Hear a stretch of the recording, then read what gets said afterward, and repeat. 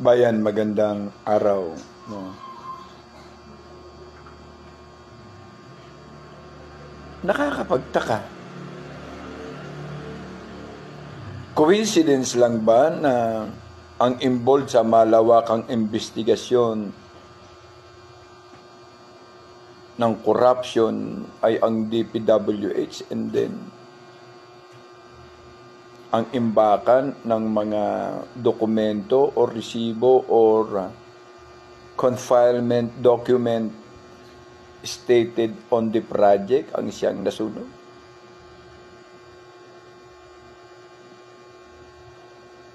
Iniisip ba nila bayan na mukha tayo o ginagawa tayong tanga na madali tayong pagtaguan ng mga ebidensya? Paalala lamang sa mga sangkot at involved sa korupsyon na noong pa man topic na namin ito Ang tunay na malalim na korupsyon noong 2023 ay ang DPWH. At ngayon, nagkatugma nga at tama nga walang labis at walang kulang ang DPWH. At ngayon ito ay nasunog upang mapagtakpan ang mga nasasabing ebidensya. Sa palagay mo, DPWH, yung mga IT expert natin o computer employee natin sa loob ng DPWH, wala bang naitatabing file? At ang lahat ba ng mga empleyado ng DPWH, ang kanilang honesty and trust ay nasa mga bossing nila? O something to defy that one day ay meron ding lalabas na Gutesa o Master Sergeant Gutesa in another personality na magsisiwalat na siya ay merong USB ng mga ebidensya compiled to the record that defy na siyang iniingat-ingatan ng mga buwaya na nangitlog sa itlogan ng DPWH.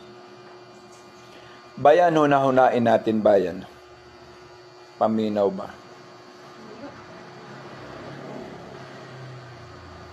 Sa isang departamento,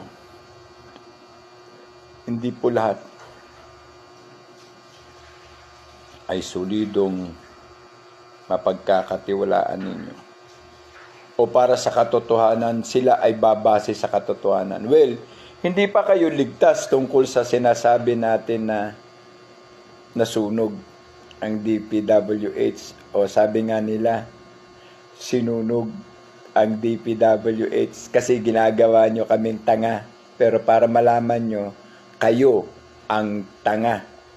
Sa ganyang particular scenario, alam namin na there is a scenario beyond this line at may mangyayari beyond this line. Diba? Kung sa Aguinaldo nga Diba? Mahirap lang magsalita bayan pero sa Aguinaldo nga diba? May biglang nag-farewell but something to carry on. Ganun ba? Ano lang ito bayan? Ito ay tahi-tahing pag-aakala or hinuhuna-huna or simpleng systematically a part of deepest investigation na meron tayong tinitignan o meron tayong sinusubaybayan.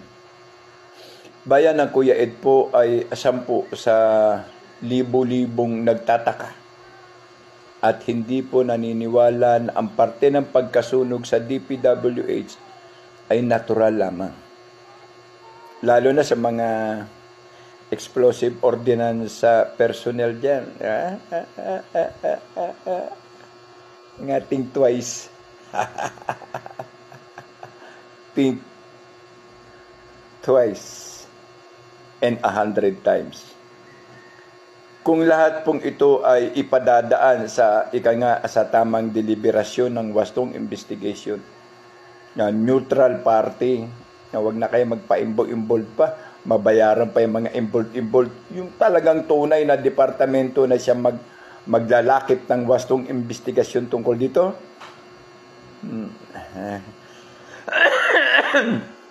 Sabi nga sa investigasyon, ang parte po ng nasunog ay hindi po yun ang parte ng pinaglalagyan ng mga dokumento tungkol sa mga programa ng DPW. Mind your own funny business.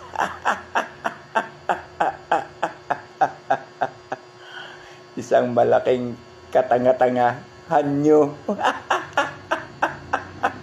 Sa pag-aakala ninyo na maukuto nyo at maloloko nyo ang taong bayan.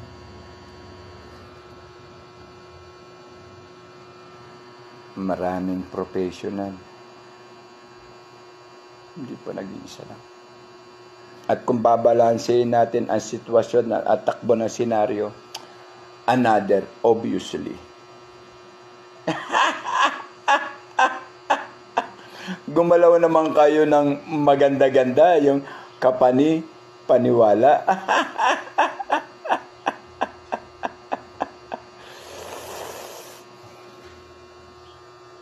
Paalalang muli. Ang matching, pagbihisi mo man ng Amerikana at barong, matching pa rin. So, ang magnanakaw, kapatid ng sinungaling. At ang anak nito ay ang mga manloloko. Ang Kuya Ed po, marami po salamat.